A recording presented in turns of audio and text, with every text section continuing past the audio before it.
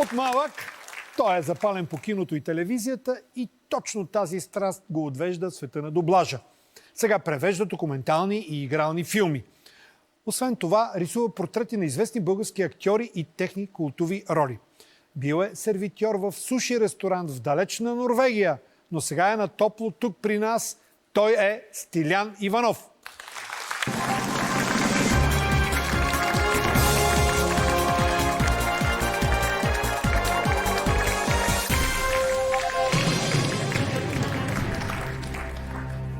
Как сте?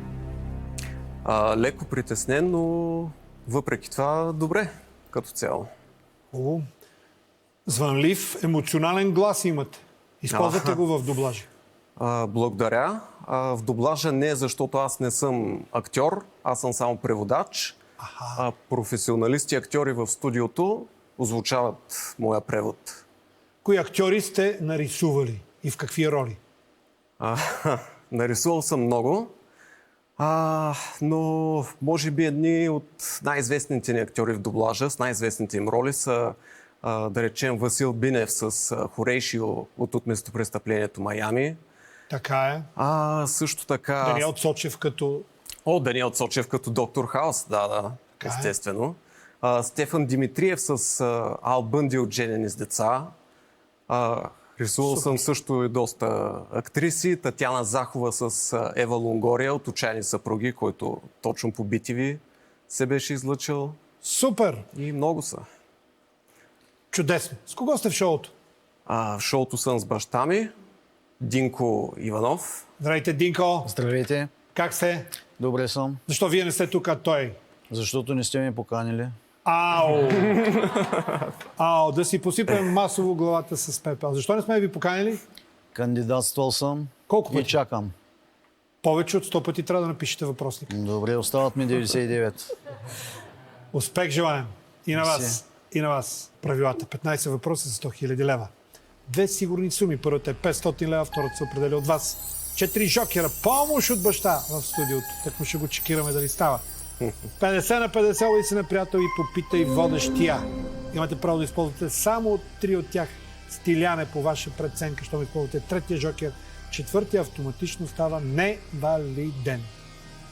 Стилян Иванов. Къде сте родом? От Стара Загора. Стара Загора.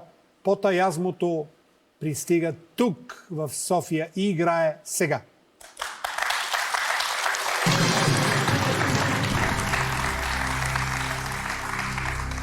Първи въпрос. Без какво не може да се практикува уиндсърфинг? Без шарнирен болт, без котва, без багажник или без платно? Уиндсърфинг би трябвало верният отговор да е Д. Платно. Да видим. Така е. Има различни по размер платна. Спрямо това дали си начинаещ, дали си дете или възрастен. Втори въпрос. Кой е предполагаемият автор на мистериозните житни кръгове според уфолозите? Скучаещи трактористи. Извънземни. Ветрове. Палави зайци. Тук верният отговор е извънземни. Уфологията е науката за извънземните, така че маркираме отговор Б. Да видим и да ръкопляскаме.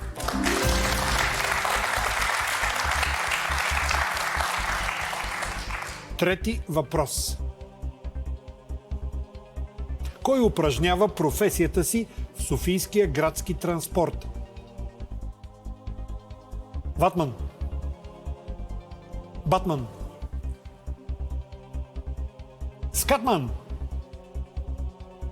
Антмен. Аз съм, трябва да кажа, че съм голям фен на супергероите.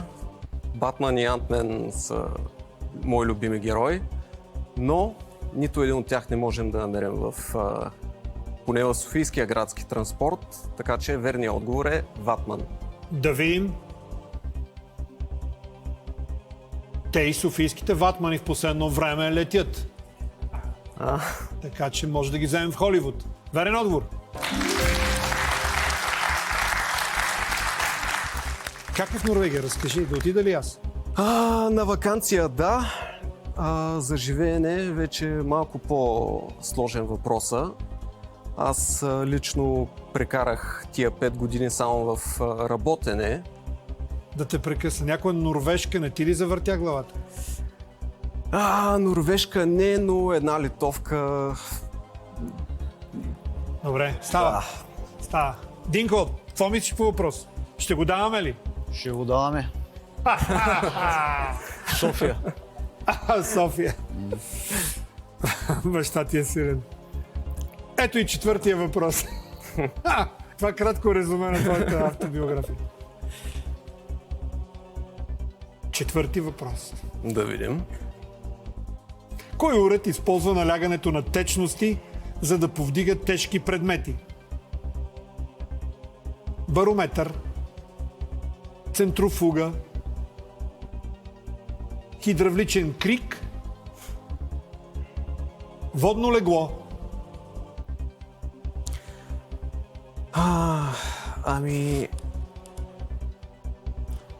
Най-логичен ми се струва хидравличния крик да е тук. Верният отговор. Да видим. Вярно е.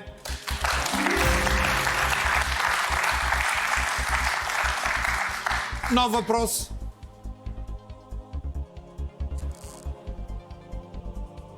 Първообразът на кой десерт е наричан хляб на докесата и малка докеса? Крем брюле, торта гараш, еклер или кюнефе?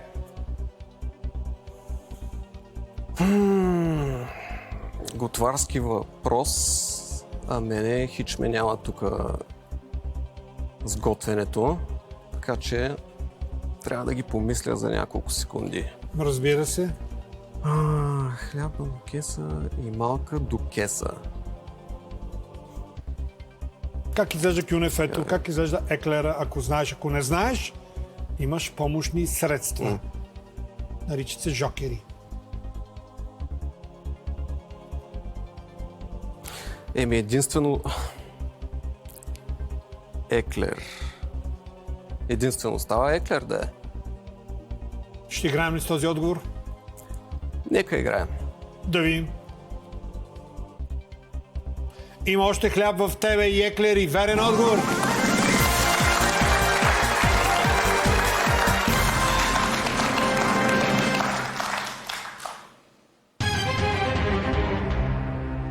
Този десерт се появява в началото на 19 век и в продължение на 50 години носи точно тези имена. Хлябът на докесата и малката докеса. Еклер се появява по-късно. Създателят му не е известен, но се знае, че подобен десерт за първи път прави придворния готвач на Катерина Медичи. Да. Това не го знаех. Сега към по-сериозните въпроси. Значи видим. този не беше сериозен. 1000 лева ще ги заключите ли? Не още. Да играем. Играем. Чрез какво се размножават гъбите? Тичинки, спори, грудки, семена.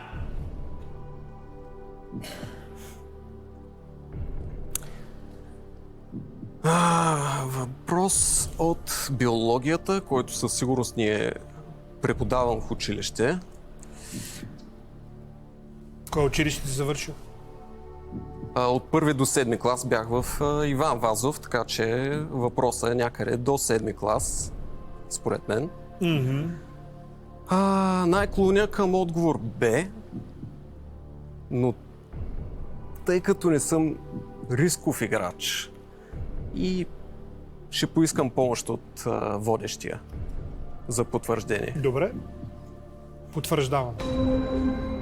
Че отговор без спор е верния. И това е моят финален отговор. Добре, благодаря много. Благодаря много. В такъв случай маркираме отговор без спори. Да видим.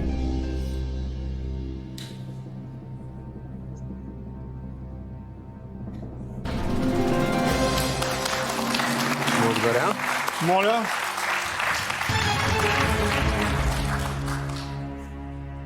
Гъбите са спорови организми. Размножава се чрез спори. И с тях не трябва да се спори. 1000, защото има отровни, това имах предвид. Правилно, да. Въпрос за 1500 лева. Тях ще ги заключим ли? Да, можем да ги заключим. Както казах, няма да рискувам. Добре. Ти определено не си рисков играч. Ами, както казваше дядо ми лека му пръста, не можеш да вземеш всичките пари на света, така че знам си способностите. Мъдър човек е бил. Да. Една литовка стига да вземеш. Въпрос за 1500 лева, които вече са втора сигурна сума. Важно е да стъпим на тях. Коя част от тялото си трябва да пази библейския персонаж Самсон, ако не иска да изгуби силата си? Петата, зъбите, сърцето или косата?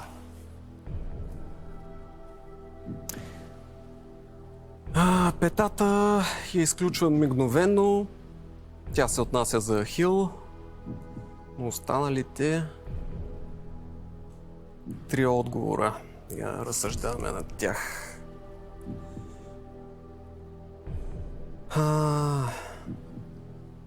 Сърцето някак също не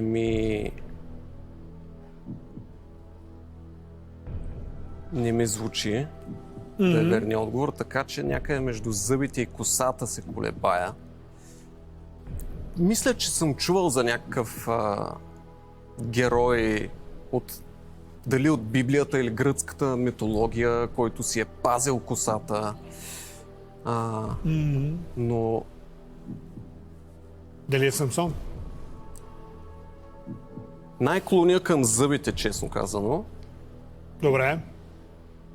Както е ясно, отговора не го знам. Колкото и да умувам, Как ще си помогнете? бих ползвал втори жокер тук. Помощ от приятел по телефона. Ако Разбира е се. възможно. Естествено, нека погледнем вашите приятели. Основанията да ги изберете, защо са толкова красиви и умни и кого ще потърсим. Първо, Калоян Иванов. Той е счетоводител. Приятел ми е още от преди първи клас. От един град сме. Другия е Владимир Динев. Има бизнес за почистване. С него се познаваме от младежки обмен в Унгария. Вече 7-8 години трябва да станаха. И третия е Атанас Михнев.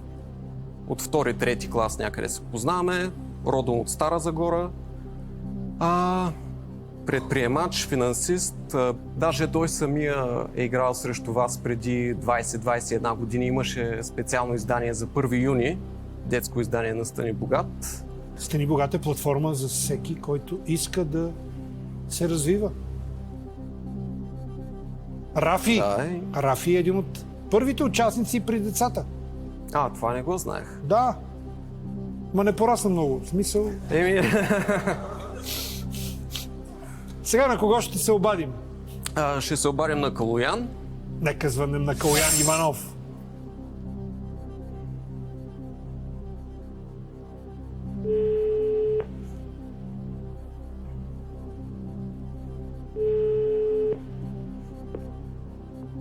Ало, Калоян търся.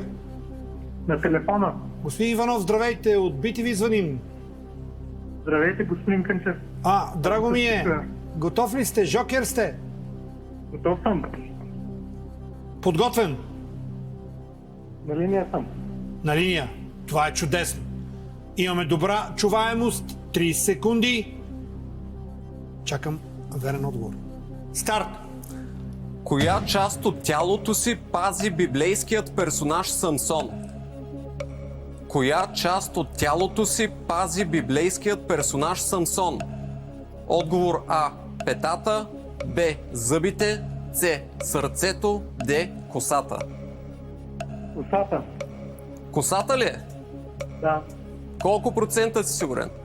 100. Добре. Хубаво, мерси, Корк. Моля. Корк? Корк, казваме му Корки, мисля, че майка му е дала този прякор и като Корки е познат сред приятелите си. Да. Ще се довериш ли на Корки? Абсолютно ще му се доверя, маркирам отговор Д, косата. Да видим.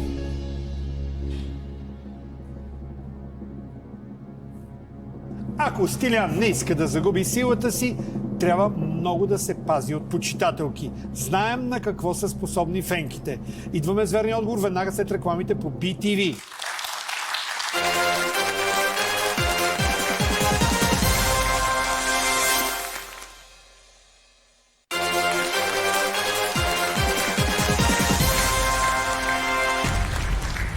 Здравейте отново, тук сме с човека, който е превеждал част от любимите ви филми. Стилян Иванов. Днес той превежда себе си, тялото си, ума си през лабиринтите на Стани богат.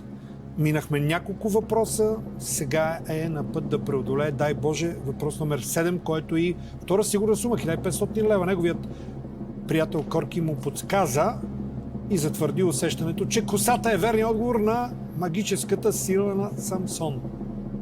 Другите възможности бяха петата, зъбите или сърцето. Къде е силата на Самсон? Далила? Чувал ли си за Далила? Самсон и Далила, да. Самсон и Далила. Те са двойка в живота. Двойка. Обаче Далила му отрязва косата и го предава. Верен отговор – косата.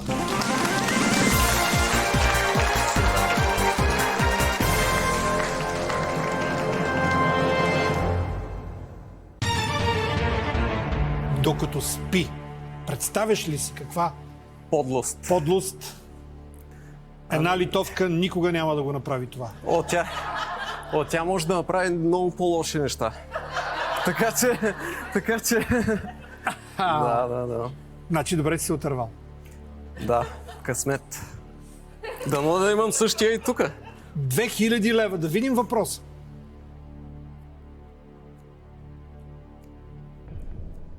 С кое свое старо название е по-известен виетнамския град Хо Ши Мин? Бомбай, Саравак, Сайгон, Батавия.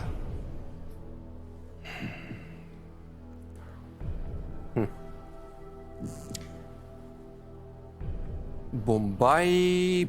Първото, което се сещам тук е Мумбай. Така че бих го отхвърлил веднага. Къде е Мумбай? Това е Индия, така че няма как да е Хо Ши Мин. Сайгон... Дали не беше в Виетнам? Така че не съм 100% сигурен дали беше във Виетнам, но ако е, пак бих го отписал, но си го оставяме така малко на заден план. За Батавия съм чувал, но не мога да го свържа с нещо, а Саравак не съм чувал изобщо.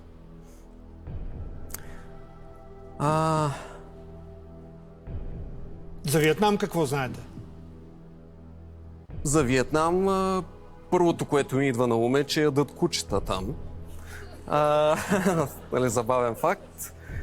И също Виетнамската война, 60-те години с Америка.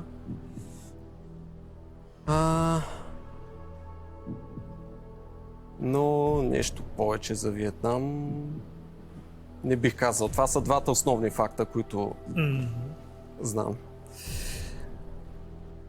Хошимин. Звучи ми като име на някой...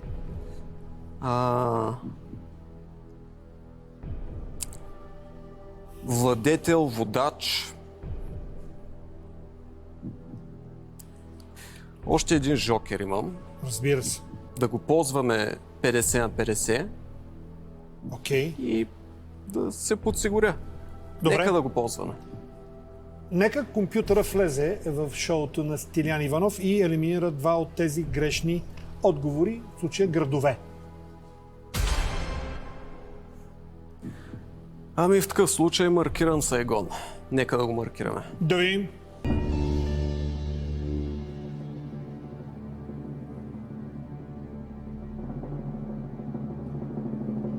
Тази война разделя Виетнам на две части. Северен, под влиянието на Съветския съюз, по-комунистически, и южен, под влияние на американците. Сайгон беше преди, сега е Хо Ши Мин. Верен отговор.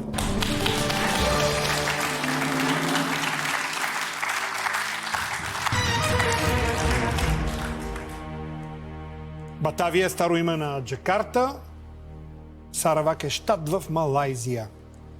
Всичко наредихме. Мумбай, Бомбай, го знаете. Хо Ши Мин е име на техен лидер.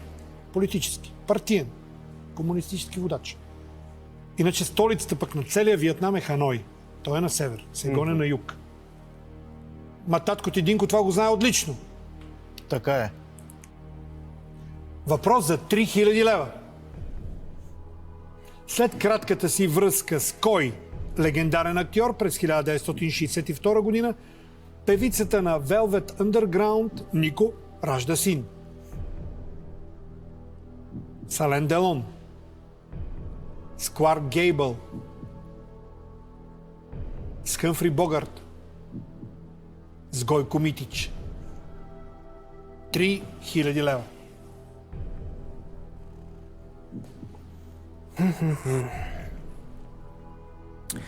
Така. На първо четене Кларк Гейбъл и Хъмфри Богарт би ги изключил веднага.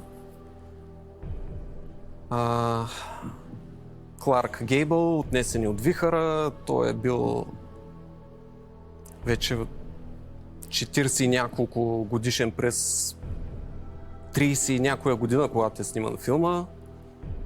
Така че 62-а трябва да е поне на 70 и нещо. Въпреки че това не му пречи да прави деца, ние мъжете сме малко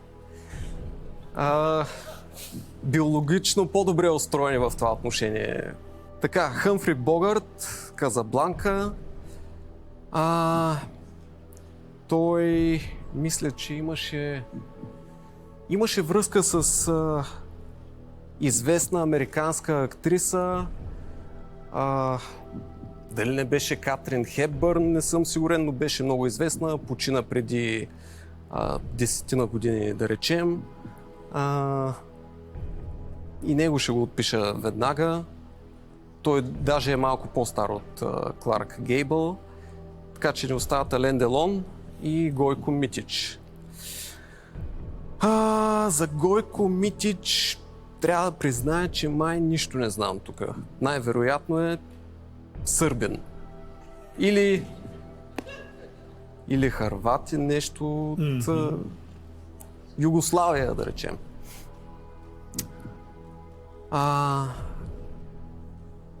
Ален Делон, всички го знаем, легенда на френското кино, почина на 88 миналата година. Така е. И? Кой е бащата? Така че това е големия въпрос тук. Кой е бащата? Тук ще играем и мисля да дам отговор Ален Делон, да го маркираме. Да видим.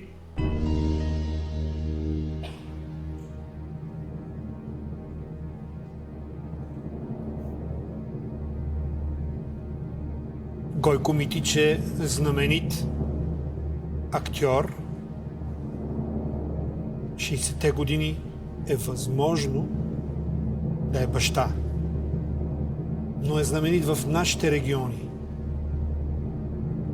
Той снима уестърни в бившата Германска демократична република като отговор на спагети уестърни. Италианските спагети Да. уестърн, да.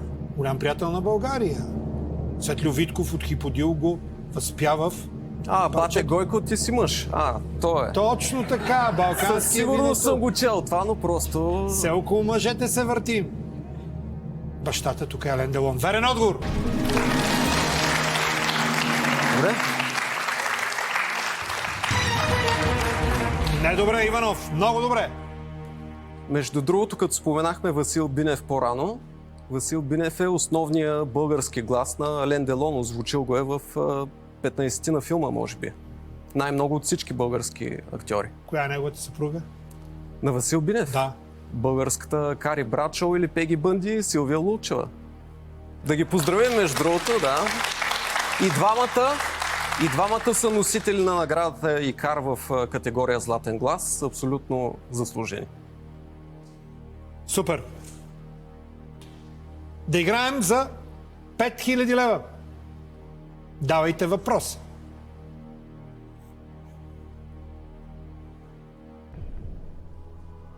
На какво най-много прилича материалът с самоадаптивен фотохронизъм, изобретен от китайски учени? Стъклена пантовка, мантия невидимка, вълшебна пръчица, летящо килимче. Самоадаптивен фотохромизъм. Фотохромизъм не знам какво е. Може би ако тръгнем от думата фото, нещо свързано с светлината, самоадаптивен значи променя се, зависи в каква среда е поставен този материал, изобретен от китайски учени. Така. Айде да кажем първо отговорите с какво ги свързвам и да видим докъде ще стигнем. Стъклена пантовка, пепеляшка от приказката, мантия невидимка от книгите за Хари Потър, вълшебна пръчица, това е такъв предмет, който присъства в много приказки, филми, на всички магиосници. И летящо килимче, арабските приказки Аладин. Как да прилича на мантия невидимка, като е невидима мантията? Давай, разсъждавай. Клоня между отговор А и Б, защото стъклото през него може да мине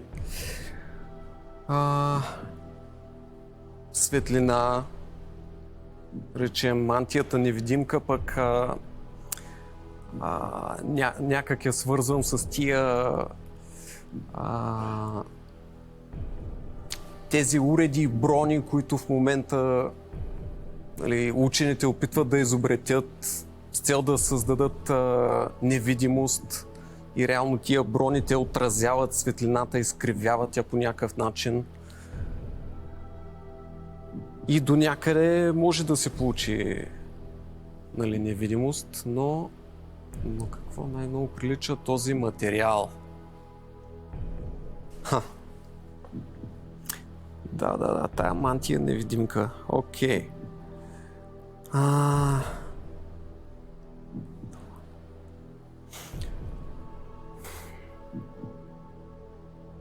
Казах, че не съм рисков играч. Май ще рискувам в крайна сметка. Супер! И ще дам... Отговор? И давам отговор Б, мантия невидимка. Ще маркираме. Да видим.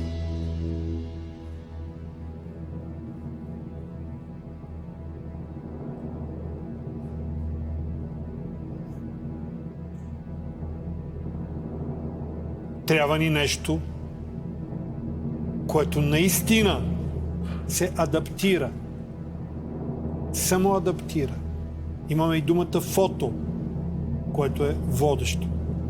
Хром.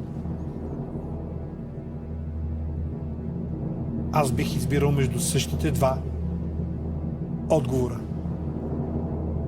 По-скоро бих заложил на пантовката. Тя също някакси да изчезва, да... Пък и повече материал има в една пантовка. Да видим, вие или аз, да нямаме изненада от летящото килимче или от вълшебната пръчица. Отговорът е... мантия-невидимка! Стилян! Вижте, че да се отказваш, бе, човек! Този текстил променя цвета си автоматично според светлината или околната среда и се слива с фона, така че може да те скрие много успешно. Фотосветлина и хром, в случая цвят. Да. Тоест, материалът променя цвета си, заставаш, да кажем, до някаква стена и ставаш част от стената. Да видим въпроса за 10 000 лева. Прекъснаха ни. Иванови, заповядайте и другия път. В края на всеки епизод на Стани богат се чувствам като маратонец, който пресича финала и къса лентата. Естествено, че не съм сам. С мен по трасето, усеяно с въпроси, тичат страхотни атлети като Стилян, които тренират ума си при нас. Спираме да отдъхнем при новинарите. Приятна вечер на всички. А следващия път отваряме шоуто с въпрос за 10 000 лева.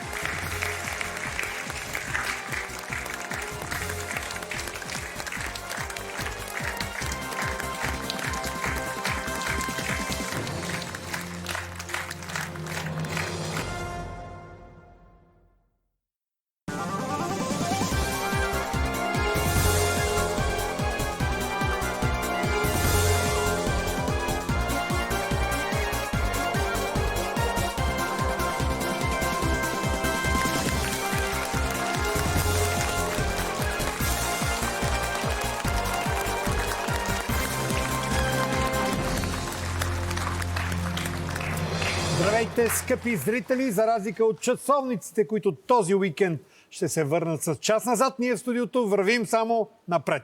В спринта към бъдещето и днес сме заедно с Стилян Иванов. Да го аплодираме! Стиляне, предстои среща с въпрос за 10 000 лева. Как оценяваш играта си до сега? В началото доста колебливо, както споменах в предишния епизод, аз не съм рисков човек, особено пък когато си боравя с пари. И ако смятам, че има и малък шанс да загубя, просто не залагам. Но Добре. ето, че направих явно първото изключение в живота си предишния епизод. Винаги има първи път. Между другото, като говорим за по-плаха игра в началото и разгръщане, ти не си първия случай тук. Тази есен, този сезон наблюдавам това вече при трети, четвърти играч. Започват по-колебливо, обаче с течение на играта придобивате самочувствие и знанията им се изчистват някакси, концентрират се и стигат точно до тези височини. 5, 10, 20. Нали така, уважаема публика? И вие забелязвате това нещо. Точно. Така че кораж на всички, които сядат на стол на богатство. Да, виждам, че има притеснение. Така е. Но нещата са пред вас. Играем. Стилян Иванов продължава своето шоу Стани богат. Сега.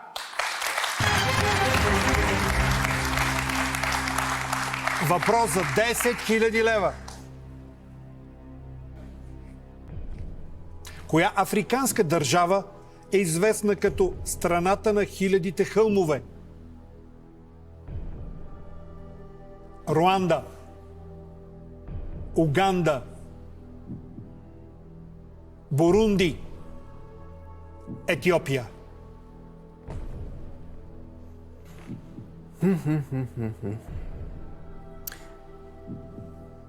Така. Тук тук верният отговор не го знам. С това мога да започна. За Африка от тези 3 държави тук, Бурунди не съм я чувал. Те са 4 държавите, или бъркам? Аз казах 3 държави или? Да. Извинявам се тогава, моя грешка. 4 държави, от тях Бурунди не съм чувал. Малко знам за Африка. Руанда го свързвам главно с един филм Хотел Руанда. Там е една доста тъжна история, много смърт. Уганда, нея май само по име я знам. И също, че се намира в Африка, естествено. Етиопия, имах няколко колеги в Норвегия, които бяха от Етиопия.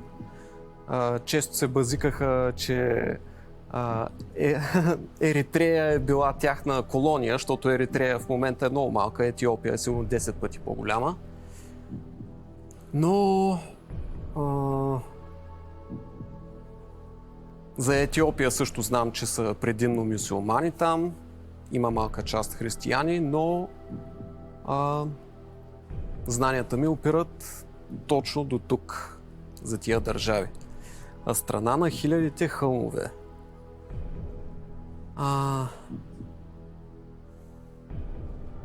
Така, като завършихме увода на този епизод с това колко смел станах изведнъж в предишния епизод.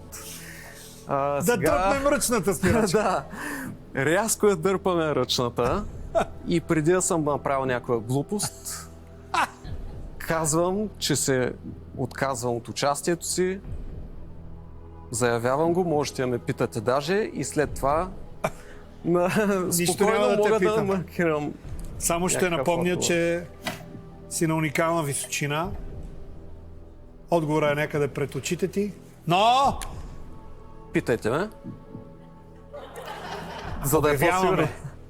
обявяваме, че Стилиян Иванов спира участието си с 5000 лева. Чудесен резултат и чек. Извън играта сме. Извън играта да маркираме Бурунди. Някакво да губим вече, Да видим. да разберем всички. Според мен трябва да търсим голяма държава. Бурунди ми звучи като малка държава. 1000 хълма. Може. Хилядите хълмове. Да видим верен отговор тук. Руанда. Руанда. Прозвището идва заради сравнително високата надморска височина. Явно много. Хиляди хълмове. 1500 до 2000 метра. Почти колкото, да кажем, нашите планини тук Рила. Наричана е африканският Сингапур. Желана дестинация за сафари. За съжаление, достига до България, Руанда, главно с този геноцид, за който става и дума във въпросния филм. Правилно. Местните племена връждуват от години едно срещу друго. Това е Източна Африка. Граничи с Конго, с Уганда и с Бурунди. 5000 лева. Къде ще ги вложите, господин Иванов? Още не съм сигурен къде точно ще ги вложа. Може би някаква част от тях ще отидат за изложбата на тия портрети с звучащи актьори, която я паузирах за няколко години, докато бях в Норвегия. Така че дано това се случи. Ще бъде първата в света. Можеш и Така за че- чеиз да я ползваш. Ако реши чеиз. Това е стара българска дума. Баща ти ще ти каже мислех, какво е. че чиз. Заповядай. Не Чиз, чиз, да. кейк, а чейз. Да те оженим най-накрая.